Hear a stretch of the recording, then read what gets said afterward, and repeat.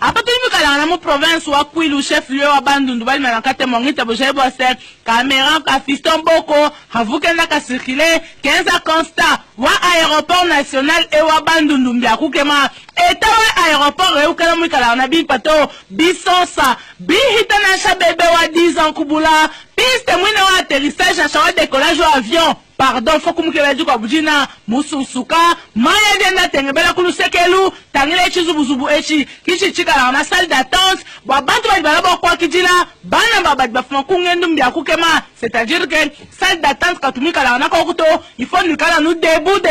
tangile escalier mina il te permet de pas passager ba diba ndenjwe kamundeka pardon faut que mukebela jina chariot de bagage et on a shampoo sous tombe la bisonsa mui papa na katembo akadien extincteur ya et si tu as demandé bah c'est chichenzen que tu as chaud et si les échantillons kulusekelu mbia kukema et balomo joa ya elela ikoku aéroport et au national wa Bandundu mais je vais tout pas m'avancer nous disons que je m'en joue quoi t'as dit moins pas ni moi kana révolution de la modernité du mikala na vision chawa chaque soldat Joseph Kabila Kabange bimpa koku bah c'est ikala visible mon République démocratique du Congo mujima bah tu pas m'avancer mujimo denza kabimpa ni biakana Bandundu ou ni tu continuer